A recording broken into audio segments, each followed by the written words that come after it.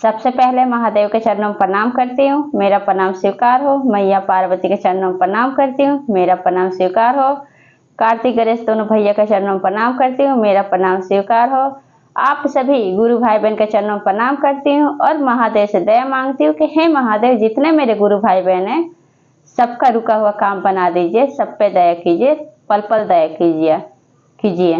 जो मैं कथा आप लोग को सुनाने जा रही हूँ, नाग नागिन और बाज की शिव चर्चा कथा सुनाने जा रही हूँ। कथा अच्छा लगे तो मेरे वीडियो को लाइक कीजिए और नए हैं तो चैनल को सब्सक्राइब कीजिए, ज़्यादा से ज़्यादा शेयर कीजिए, कमेंट बॉक्स में हर हर महादेव जरूर लिखिए, क्योंकि आप ही के साथ से, आप ही के सपोर्ट से ये चर्चा और शिव शिष्या तक पहुँचे। ज़्यादा से ज़्यादा लाइक किया कीजिए।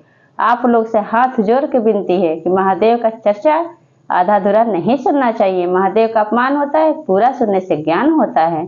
तो चलिए ज़्यादा बात नहीं करते हुए कथा शुरू करती हूँ। एक गांव में एक जंगल था।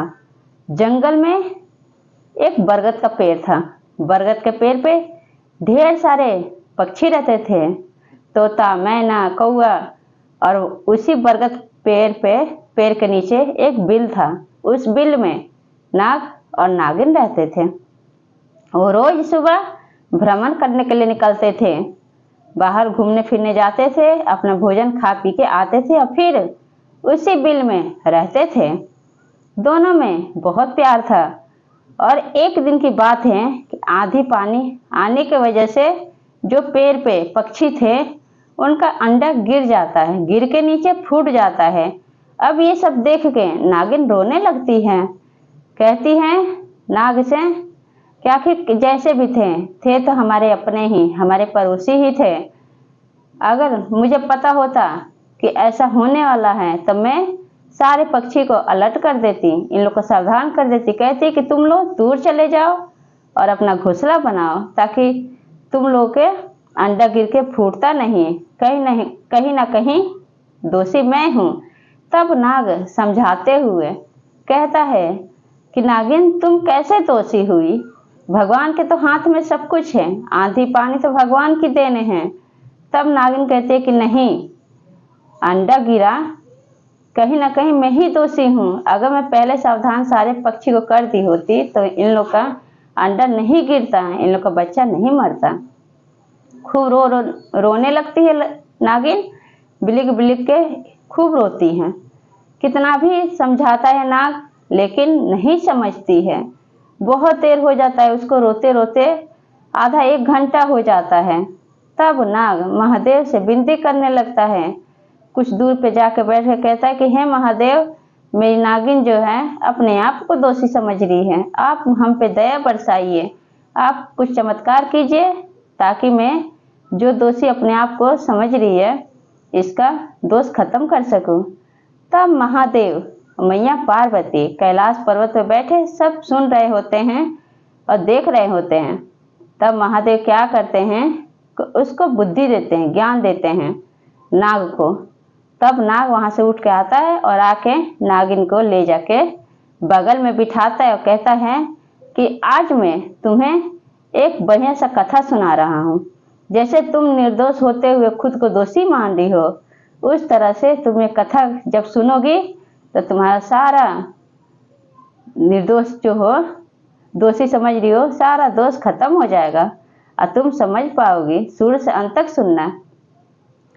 तो नागिन सुनने लगती है। तब कहता है नाग कि एक गांव में एक राजा थे। राजा बहुत प्रतापी थे। राजा सारे जितने भी अंधे थे सबको खिलाते थे, भोजन कराते थे और राजा बढ़िया बढ़िया वस्त्र भी देते थे अंधों को, बहुत सेवा करते थे। राजा साहब महादेव के परम भक्त थे। गांव के सारे लोग बहुत खुश रहते थे। अब उनके अंधों की सेवा करने का चर्चा चारों तरफ होने लगा। सब सुनते, जो भी सुनते सब वाह वाह करते राजा जी का। अब क्या हुआ कि एक दिन की बात है कि राजा साहब कहते हैं कि क्यों ना आज मैं जितने गांव के, नगर के जितने अंधे हैं सबको मैं भोजन कराऊं।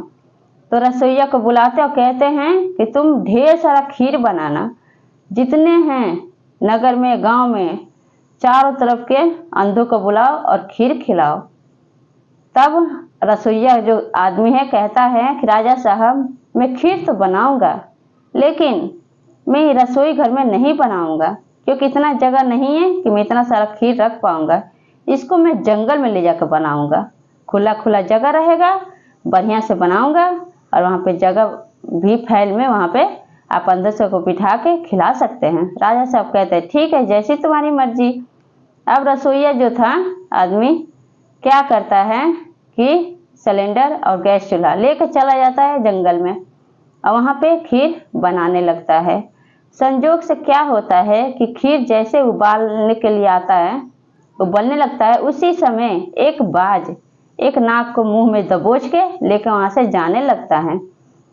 तब नाग क्या करता है कि अपना मुंह जैसे खोलता है, मुंह से नाग के जहर निकलता है। जहर जब उगलता है तो वो जहर उस खीर में पड़ जाता है। जब पड़ जाता है तो बाज तो वहां से चला जाता है नाग को लेके।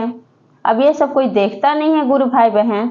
अब वो खीर जब बन जाता है, सारे अंधों को बुला के राजा साहब अपने हाथ से खाना खिलाते हैं और कपड़ा दान देते हैं। और कुछ ही देर होता है कि सारे अंधे वहीं पे सोते हैं, सोए ही रह जाते हैं। अब गांव के सारे लोग, नगर के जितने प्रजा सब इकट्ठा हुए थे, सब राजा साहब को दोषी समझने लगते हैं कि जरूर राजा साहब कुछ खीर मिलवा दिए हैं और इतने सारे अंधों को मार दिए। तब क्या होता है कि राजा जब सारी बातें सुनता है कि मुझे सब दोषी समझते हैं, और सारे लोग एक होके राजा साहब को उस गांव से निकाल देते हैं। राजा साहब कितना भी कहते हैं, लेकिन फिर भी जहाँ पे लाखों हजारों लोग रहेंगे वहां पे एक राजा क्या करे। राजा बेबस होके वहां से चला जाता है। जाके चलते चलते चलते चलते एक जंगल में पहुंचता है। वहां एक पेड़ पे बैठे, पेड़ के पास छांव में बैठे सोचने लगता है, रोने लगता है कि मेरा इतने दिन का किया हुआ सब पानी में पड़ गया। इतना मैं अंधों को खिलाया पिलाया, इतना पाप को मैं कमाया हूँ कि सारे अंधे मर गए, इतने सारे। अब ये सब कैलाश पर्वत पे बैठे महादेव और मैया पार्वती सब सुनते रहते हैं। तब मैया पार्वती कहती है महादेव से कि हे महादेव, आप कुछ कीजिए, निर्दोष राजा को उसे लोग दोषी समझ रहे हैं, आप उसको रास्ता दिखाइए। उसको पता नहीं है राजा को कि सच्चाई क्या है। तब महादेव एक महात्मा का रूप धारण करके उस जंगल में राजा के पास पहुंचते हैं। कहते हैं कि हे राजन, तुम यहाँ किस लिए बैठे हो, क्यों रो रहे हो। तब राजा कहता है उस महात्मा से कि महात्मा, मुझसे बहुत बड़ा पाप हो गया है। तब महात्मा कहते हैं कि क्या हुआ है तुमसे पाप, मुझे बताओ। तब राजा कहता है कि मैं खीर बनवाया था खिलाने के लिए अंधों को, इतने सारे अंधे जो हैं मैं खिलाया, लेकिन सब सोए सोए रह गए कुछ देर बाद ही। तब महात्मा कहते हैं कि तुम्हारे इस समस्या का हल बस यही हो सकता है कि तुम यहाँ से कुछ ही दूर और अंदर जंगल में एक झोपड़ी है। झोपड़ी में एक भाई और एक बहन दो रहते हैं। बहन महादेव की सच्ची शिष्या है, उसको कुछ शक्ति प्राप्त है। महादेव उसको कुछ शक्ति दिए हैं कि वो कोई भी समस्या होता है, लोग वहां जाते हैं, अपना समस्या उसके सामने बताते हैं, वो देख के ही बता देगी कि आखिर इसमें दोषी कौन है। ये बात जब राजा सुनते हैं तो बहुत खुश होते हैं, महात्मा का पैर छू के प्रणाम करते हैं और महादेव वहां से जो महात्मा के रूप में थे कैलाश पर्वत पे चले जाते हैं। और राजा चलते चलते फिर कुछ दूर उस झोपड़ी के पास पहुंचते हैं। जब झोपड़ी के पास पहुंचते हैं तो वहां पे भाई बहन दो ही रहते हैं। तब जब लड़की देखती है तो पूछती है कि राजा साहब आप यहाँ कैसे।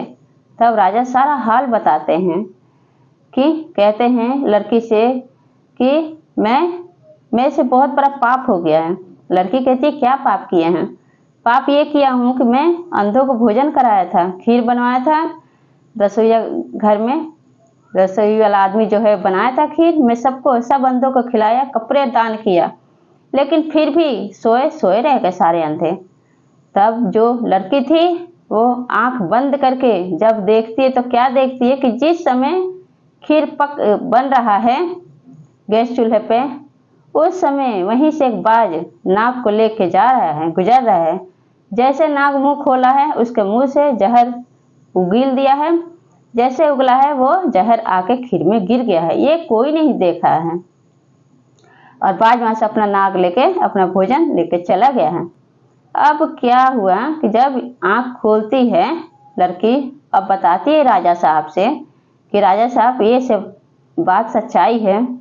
तब कहते हैं राजा साहब कि आप हमें ये बात बता दी हैं, ठीक है, मैं विश्वास करता हूँ आप महादेव की सच्ची शिष्या हैं, लेकिन क्या आप दोनों मेरे साथ चलिए और मेरे राजमहल में रहिए और जितने प्रजा हमें राजमहल से निकाल दिए आप सबको सच बताइए। लड़की तैयार हो जाती है, उसका भाई भी तैयार हो जाता है। भाई बहन को दोनों को साथ लेके राजा राजमहल पहुंचते हैं और सब प्रजा वहां खड़ा होती है, सबको बताते हैं। सब बैठ के उस लड़की की सारी सच्चाई सुनते हैं। जब सुनते हैं तो सब विश्वास करते हैं कि हाँ, जो राजा है, राजा दोषी नहीं है, निर्दोष है। राजा राजा से क्षमा मांगते हैं और इस तरह से निर्दोष जो दोषी राजा को लोग समझते थे उस पर विश्वास करने लगते हैं। फिर राजा साहब का राजपाट सब चलने लगता है और भाई बहन भी साथ में राजा साहब के राजमहल में रहने लगते हैं। ये कथा गुरु भाई बहन आप सबको कैसा लगा आप लोग कमेंट बॉक्स में ज़रूर बताएं और सब बोलिए हर हर महादेव, माता पार्वती की जय।